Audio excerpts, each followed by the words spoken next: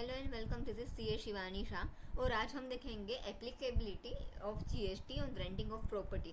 कौन सी ऐसी मतलब एप्लीकेबल कब जीएसटी हो जाएगा, कि कौन सी सिचुएशन होगी जब जीएसटी एप्लीकेबल हो जाएगा, जब एक पर्सन दूसरे को अपनी इमूवेबल प्रॉपर्टी रेंट पर दे रहा है।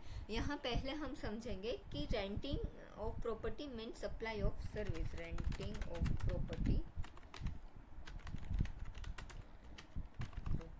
is a supply of service under GST.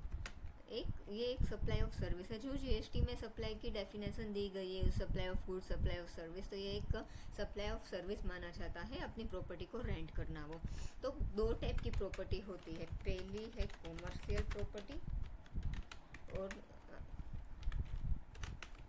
दूसरी है रेसिडेंशियल प्रॉपर्टी। तो पहले हम देखेंगे कॉमर्शियल प्रॉपर्टी। अगर सपोज कोई मिस्टर एक्स है, वो अपनी property, commercial property mister Y को दे रहे हैं रेंट पे, तो कब जीएसटी एप्लीकेबल हो जाएगा? तो उसके लिए हमें कौन सा बेस लेना है, तो वो डिपेंड करता है कि रजिस्टर्ड पर्सन कौन है। अगर रजिस्टर्ड पर्सन है या नहीं है, दोनों अनरजिस्टर्ड पर्सन है, तो यहाँ हम वेरियस सिचुएशन लेके समझेंगे कि जीएसटी एप्लीकेबल होगा या नहीं। जीएसटी यहाँ एप्लीकेबिलिटी लैंडलॉर्ड और यहाँ है टेनेंट। ओके, और यहाँ है मैकेनिज्म। कौन से मैकेनिज्म? फॉरवर्ड चार्ज मैकेनिज्म या रिवर्स चार्ज मैकेनिज्म।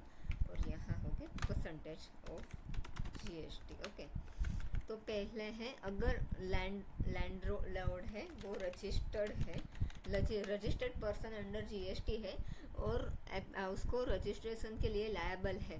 टेनेंट है, वो भी रजिस्टर्ड पर्सन है, तो फॉरवर्ड चार्ज मैकेनिज्म से होगा, जीएसटी लगेगा और रेट होगा 18%। सेम लैंडलॉर्ड है, वो रजिस्टर्ड पर्सन है, टेनेंट है वो नॉन रजिस्टर्ड है, वो उसको लायबिलिटी नहीं है जीएसटी में रजिस्ट्रेशन के लिए, फिर भी फॉरवर्ड चार्ज मैकेनिज्म से 18% से जीएसटी लगेगा। दूसरा है रिवर्स सिचुएशन है कि नॉन रजिस्टर्ड लैंडलॉर्ड है जो हमारा, वो नॉन रजिस्टर्ड है, वो उसका कोई रजिस्ट्रेशन नहीं है और अपनी कॉमर्शियल प्रॉपर्टी दे रहा है किसी और टेनेंट को जो रजिस्टर्ड पर्सन है। इस केस में रिवर्स चार्ज मैकेनिज्म से 18% जीएसटी रेंट पे लगेगा। और उसके बाद की सिचुएशन है कि दोनों है वो नॉन रजिस्टर्ड है, किसी की भी लायबिलिटी नहीं आती है जीएसटी में रजिस्ट्रेशन के लिए। तो इस केस में जो लैंडलॉर्ड दे रहा है अपनी कॉमर्शियल प्रॉपर्टी टेनेंट को रेंट पे, तो उसमें एक्सेम्प्ट हो जाएगा, जीएसटी एक्सेम्प्ट हो जाएगा, कोई जीएसटी नहीं लगेगा। तो ये था हमारा पहला कॉमर्शियल प्रॉपर्टी के लिए। अब हम समझेंगे दूसरा रेसिडेंशियल प्रॉपर्टी के लिए। अब सेम वे से हम समझेंगे कि रेसिडेंशियल प्रॉपर्टी है, कोई मिस्टर एक्स है, वो मिस्टर वाई को कोई रेसिडेंशियल प्रॉपर्टी रेंट पे दे रहा है। तो पहले उसका जो यहाँ डिपेंड करता था कि जीएसटी की एप्लीकेबिलिटी है, वो रजिस्ट्रेशन है या नॉन रजिस्टर्ड पर्सन है, वो रजिस्ट्रेशन के लिए कौन बंदा लायबल है या नहीं, इसके डिपेंड पे हम पूरा जीएसटी का मैकेनिज्म और एप्लीकेबिलिटी आती थी। रेसिडेंशियल प्रॉपर्टी में पहले डिसाइड करना होता है पर्पस कौन सा है रेसिडेंशियल प्रॉपर्टी का, कौन सा पर्पस के लिए रेसिडेंशियल प्रॉपर्टी दे रहे हैं रेंट पे।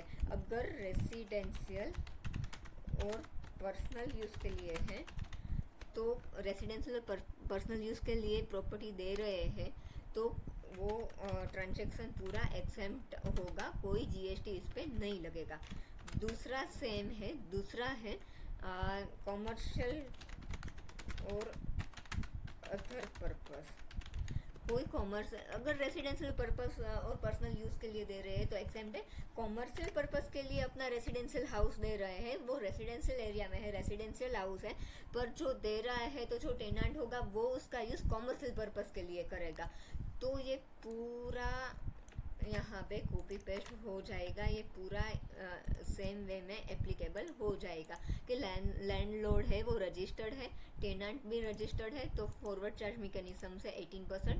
सेम लैंडलॉर्ड है वो रजिस्टर्ड है बट टेनेंट नॉन रजिस्टर्ड है, तो फिर भी फॉरवर्ड चार्ज मैकेनिज्म से 18% रेंट पे जीएसटी लग जाएगा। और एक नॉन रजिस्टर्ड है लैंडलॉर्ड, टेनेंट है वो रजिस्टर्ड है, तो रिवर्स चार्ज मैकेनिज्म लग जाएगा। और दोनों ही नॉन रजिस्टर्ड है तो जीएसटी हमारा एक्सेम्प्ट हो जाएगा।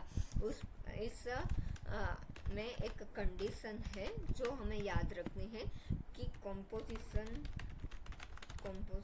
स्कीम इज नॉट एप्लीकेबल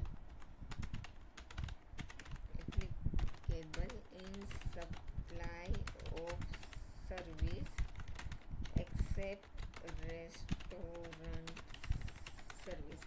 अगर हम ये बोल रहे हैं कि रेंटिंग ऑफ प्रॉपर्टी जो है वो एक सप्लाई ऑफ सर्विस है, अंडर जीएसटी वो उसको सप्लाई ऑफ सर्विस मानता है, कंपोजिशन स्कीम इसके लिए एप्लीकेबल नहीं होगी। अगर कोई लैंडलॉर्ड वगैरह है जो रजिस्टर्ड है और वो रेंट पे दे रहा है अपनी प्रॉपर्टी, कॉमर्शियल प्रॉपर्टी दे रहा है और जीएसटी उसके ऊपर एप्लीकेबल हो जाता है, और रेसिडेंशियल प्रॉपर्टी दे रहा है कॉमर्शियल पर्पज़ के लिए और जीएसटी उनके ऊपर एप्लीकेबल हो जाता है, तो उसको कंपोजिशन स्कीम, अगर वो कंपोजिशन स्कीम में रजिस्टर्ड होगा तो उसको चेंज करके कन्वर्ट करके रेगुलर स्कीम में आना पड़ेगा, क्योंकि composition scheme supply of service को नहीं अलाउ करती एक्सेप्ट रेस्टोरेंट सर्विस। तो ये एक मेन चीज़ है। तो ये था पूरा हमारा रेंटिंग ऑफ प्रॉपर्टी, जो बड़ा सिंप्लीफाइड वे में मैंने बताया है। अगर कोई भी क्वेश्चन वगैरह हो तो आप प्लीज़ हमें आपके कमेंट में बताइए। Thank you.